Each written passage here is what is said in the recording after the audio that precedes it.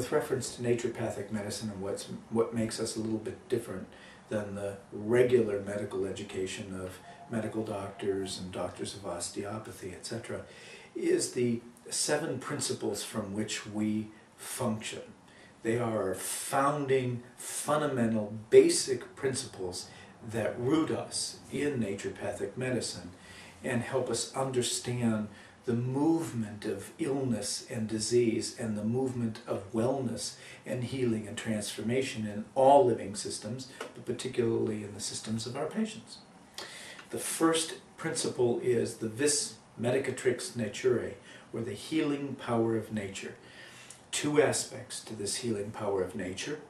One hand, the healing power of nature, the ability of nature to regenerate itself, to rebuild itself, to transform itself through a chaotic period.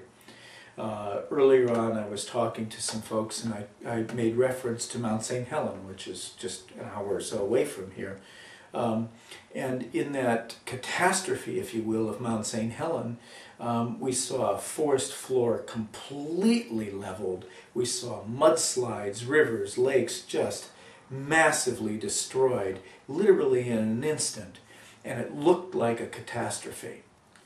Now, some 20 years later or so, we look at that same area and we see this beautiful forest that has arisen from this. We see clear crystal streams again.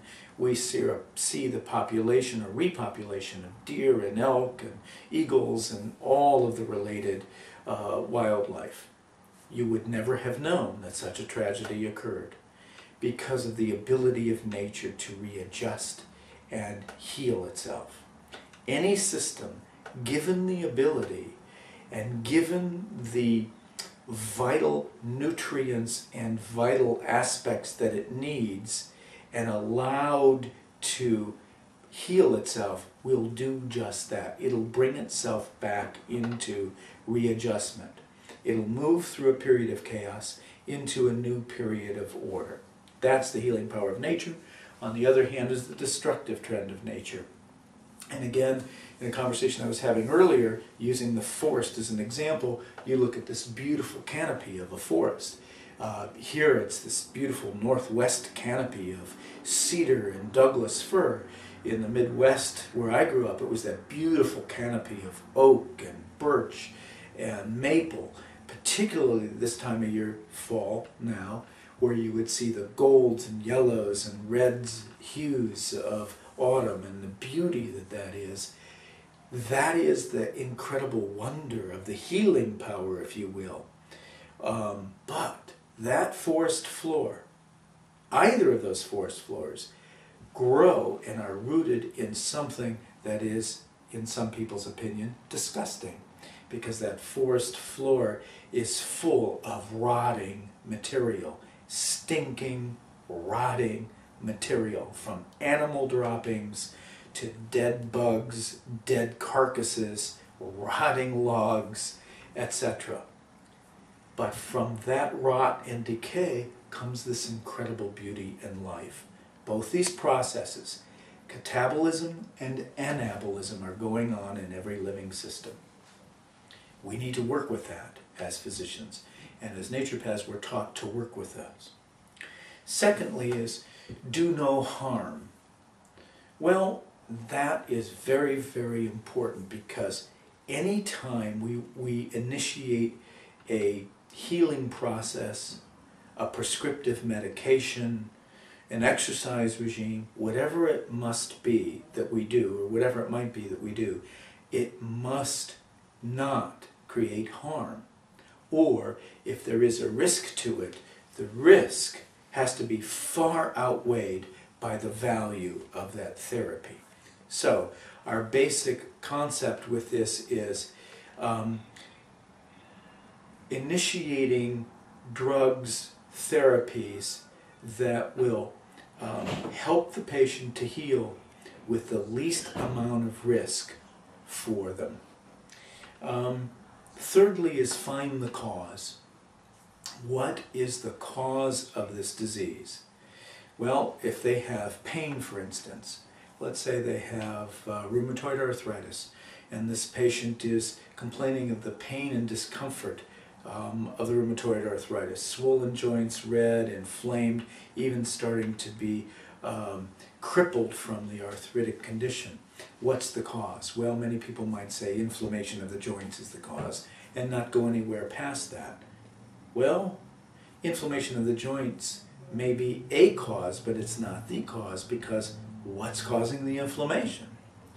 And what kind of chemical cascades are happening within the body that are bringing the inflammation to fruition that's damaging the joints and causing the pain?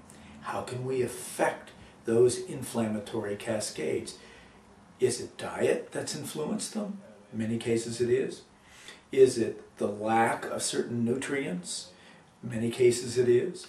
Is it a way of life that they're living? In many cases it is. Is it a way in which they think and feel on a daily basis? We know that Candace Pert wrote a wonderful, fabulous book a number of years ago now, Molecules of Emotion, that showed the relationship between what we think and feel to the production of various hormones and chemicals in our body. And if we're thinking inflammatory thoughts, fearful thoughts, negative thoughts, we're having negative and fearful biochemical responses. And those end up in inflammatory chemical production.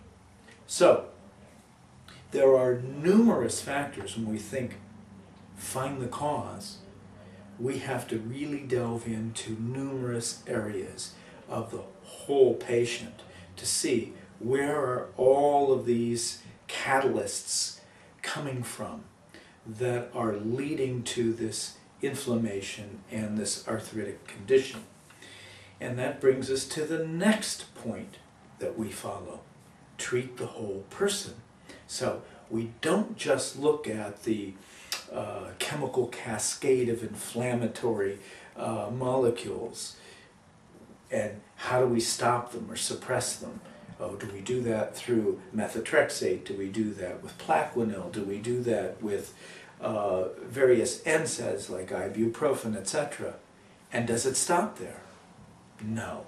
We have to look at that and more. What is the social, economic, emotional setting of this patient? What are the stressors in this patient's life that are causing the patient to be inflamed? And if we take that word and we flip it up into a psycho-emotional level, inflamed means angry. So what are the things in this patient's life that are making them angry? Because that anger is being interpreted into the physical body as inflammation. And so we have to see the patient in the whole setting, the whole aspect of this patient's life. Family, work, religious, spiritual belief systems, their diet, their exercise, their home. If this person has a serious case of arthritis, then what's the situation in terms of steps? You know, are they living in a 3-level home, and do they have to walk up 2 flights of steps every night to go to bed? Much has to be considered. So we have to look at the whole person. And then the next philosophical rule for naturopathic medicine is to prevent disease. Now, we talked about this rheumatoid arthritic case. It would have been a whole heck of a lot better if 20 years ago somebody would have seen, her doctor would have seen this inflammatory cascade starting to happen and really looked at all of these parameters in her life and made the kind of helped her make the kind of choices that she could make to reduce the progression of this illness. Preventing disease is much easier than treating disease. So when we see a patient in our office as naturopaths, we're not only treating this patient today, we're treating the patient tomorrow, we're treating the patient 5 years later.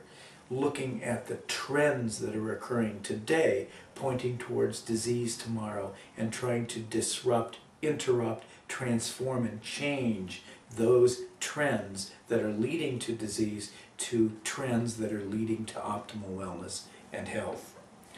And then second to the last parameter or rule for naturopathic medical practice is doctor as teacher.